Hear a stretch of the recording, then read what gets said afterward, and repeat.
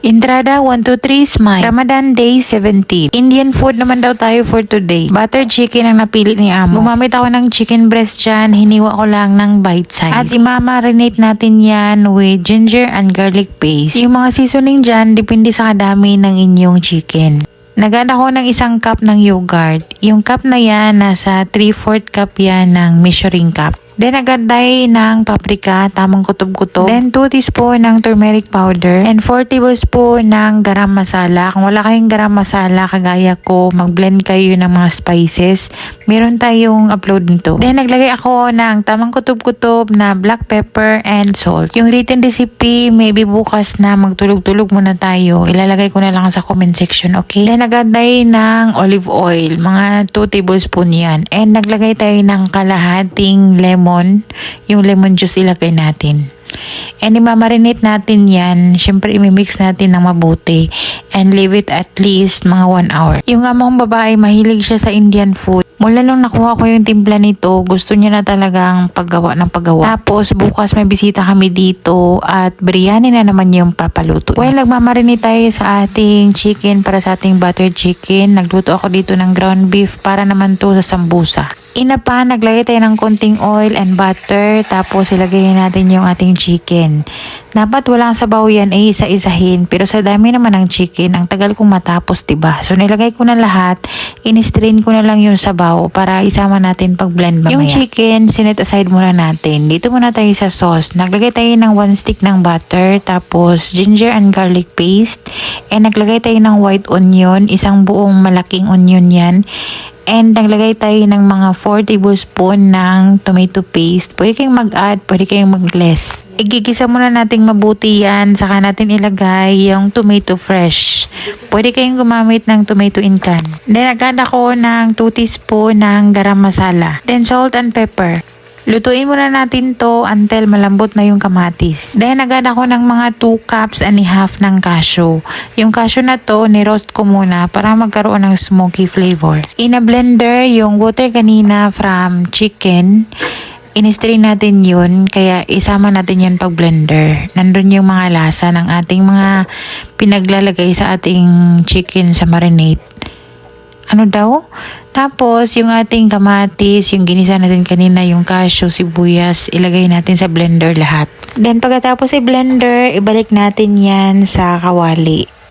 Since na marami yung aking gagawin, nilipat ko yan sa medyo malaking kawali. Marami yung gagawin ko kasi merong 3 men, diba, na additional na papakainin. Kaya dinamihan ko yung chicken. So, syempre, pag maraming chicken, marami tayong sauce. Nag-add pala ako dyan ng cooking cream, ha. Hindi lang nakita sa video. Nag-add ako ng cooking cream para creamy yung ating buttered chicken. And then, adjust na lang yung lasa. Pwede mag-add ng kunting sugar kung kailangan. Tinakpan ko lang yun, pinakuluan sa mahinang apoy. Saglit lang naman yun and then okay na. Dito naman tayo sa naan. Itong naan na to, ito talaga yung pinipare ko sa tuwing magluto ako dito ng buttered chicken. Gumamit ako ng 2 cup ng yogurt, 4 tablespoon ng butter, 4 tablespoon ng oil, and then salt, and naglagay ako ng 2 tablespoon ng baking powder, and nag-add tayo ng 2 cups ng flour. Pwede kayong mag-add ng more flour dyan kung medyo sticky pa. Sobrang lambot ng bread na yan at malinamnam. I-mix lang yan and then leave it for 10 minutes. 10 minutes lang kasi hindi naman yeast yung nilagay natin. Baking powder naman. And then, dahil sa last time kasi gumamit ako or gumawa ako ng buttered chicken, ay gumawa ako ng parata. So, nagustuhan nila yung parata. Kaya ngayon, gumawa ako ng naan, gumawa din ako ng parata. And after nilang kumain, sabi ni Amo, mas nagustuhan na nila lalo itong parata bread. So, the next na butter chicken na gawa, next daw, nunit na daw yung naan. So, nalungkot naman ako para sa naan. Kasi yung naan talaga, ito talaga yung partner sa tuwing magluluto ako nito. So, dito na tayo sa parata always daw pagka mag-butter chicken. Dahil ito yung nagustuhan nilang lahat, lalo.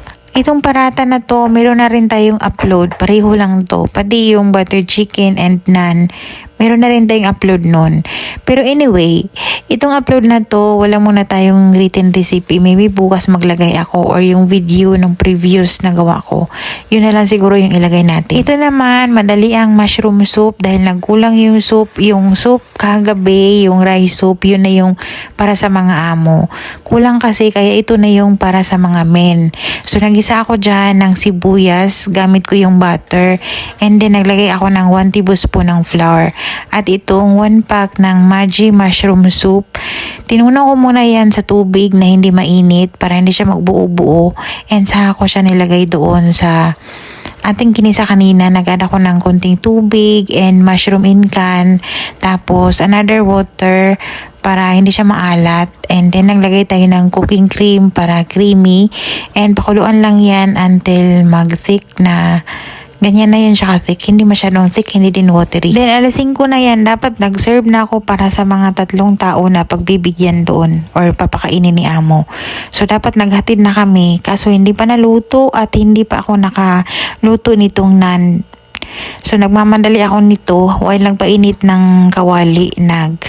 Nagkuhulma tayo. Madali lang naman tong naan. Sa kawali lang tulutuin. Ganyan lang yan siya. Medyo mainit yung kawali ko dyan para madali yan siyang mag-brown.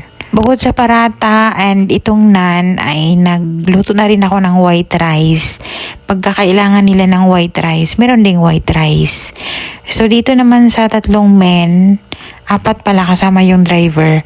So naglagay tayo ng butter chicken, kunting rice kasi yung naglagay pa ako ng tagdadalawa sa kanilang naan na tinapay dyan.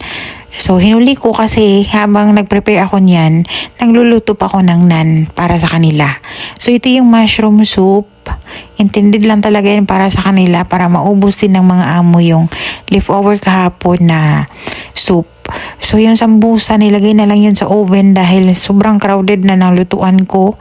Wala lang space. At ito na yun, ready na yung kanilang pagkain, pati yung naan. Si Belle na yung naghatid nun. So, diniretso ko na at nag-proceed na tayo dito sa ating parata bread. Kasi yung parata, parang naan lang din naman to.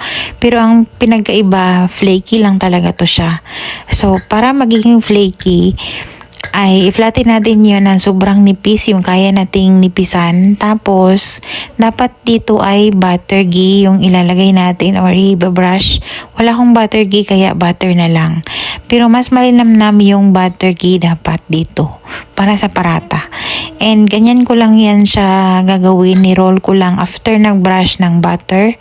Tapos, saka naman natin yan i-roll uli para magiging bilog or bilugin. Ganon. And then, after nito, ay ipares natin yan ng mga 10 minutes lang para makarelax yung dough. Para madali yan siyang ma-flatten mamaya. Matrabaho tong pagkain na to, lalo na dalawa din yung bread na ginawa ko dito, yung parata at yung naan. Matrabaho to sa Ramadan. So, yung aking kusina dito, very crowded talaga kung alam nyo lang. Anyway, habang gumagawa ako nito, may mga nakasalang, nagpainit ng mantika para dito sa sweets. Yung sweets pala today ay itong triangle cheese. Alam nyo na to. Naka-freezer lang yan. Yung kiri cheese yung loob niyan. Tapos, pagkatapos iprito, lalagyan niya ng sugar syrup and sesame seeds. Ganyan lang naman yan. Para madali. Kasi ang dami nating ganap for today dahil doon sa butter chicken. Inuna ko kasing inasikaso yung 3 men kasi dapat naka-ready na yung pagkain nila early bago sila mag-break ng fasting. Kasi after nung magbigay ako, dire-diretso na yung trabaho para pagkain ng mga amo. And ito na yung parata natin. Ganyan lang yan siya lutuin. Kawali pa din pero nagbabrush tayo ng butter. Yung mga sambusa natin na sunog-sunog na talaga sa daming ginagawa. Tapos, yung ating soup ngayon para sa mga amo, yung soup kahapon, yung rice soup. Yung ating parata, ganito lang naman yan siya. Pagkatapos natin yan pinarest kanina ng 10 minutes, i-flatten natin yan siya uli. Flaky na yan kasi diba naka-roll yan with butter. So, flaky na yan siya. And ilagay natin yan sa mainit na kawali. And while nagluluto, nag-brush tayo dyan ng butter. Melted butter.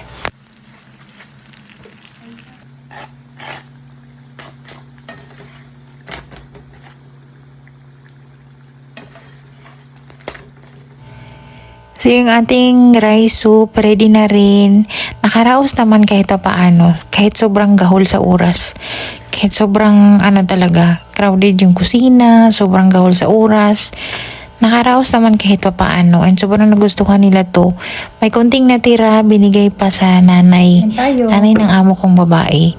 And plus, yung kain namin ni Belle. And that's it for today. Thank you so much for watching.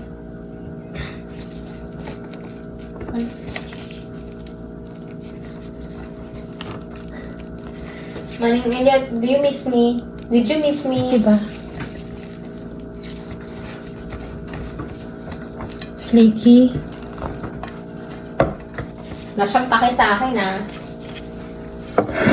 Magdiyan lang kayo. Mag-ano lang kami.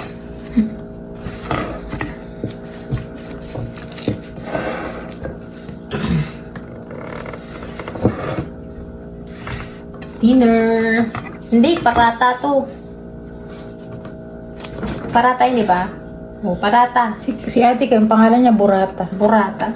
Ang mga bata daw, now they like more the burrata. Kulang na lang yung burrito. So, Butter next chicken. time, when you make butter chicken, no need na daw to. Kawawa naman to. It's been a long time. Parata. Nag-betray sila sa nan. Ano tayo? So, nagiging parata na yung pair ng butter chicken next time. Wala nang nan. Gusto ko nga ito, eh. Kayo nga, kayo.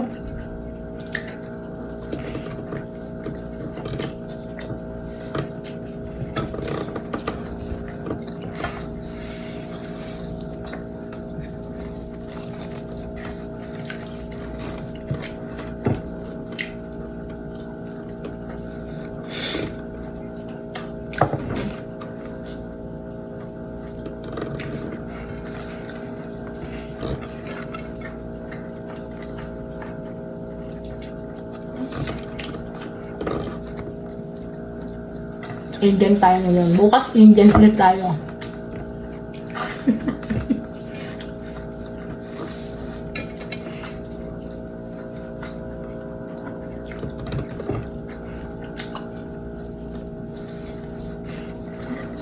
Ito naman natin yung nalaglang ito daw eh.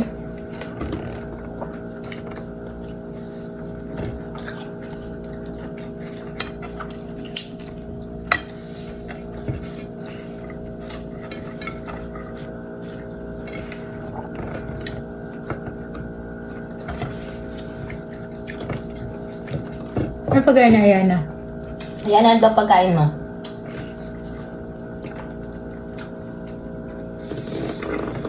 Ano?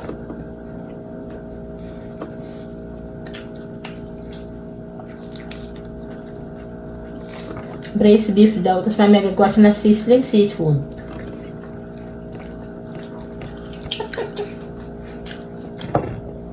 Sama din ang tingin mo sa kanya. Sizzling what? Seafood?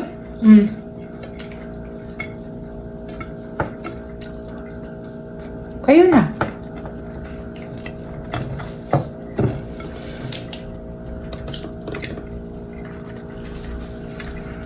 Kasi daw yung seafood.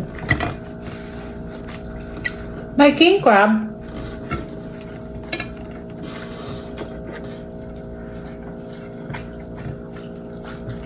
Sushot ka naman, te. Mahal daw yung king crab.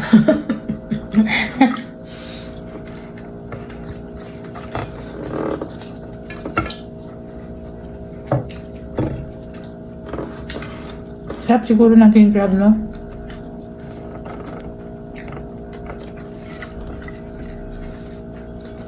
Na miss daw. Lasa ng king crab.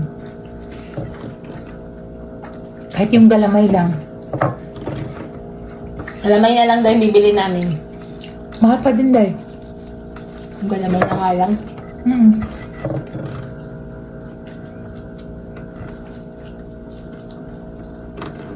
$3,545 sa SNR. Galamay pa lang yun, ah.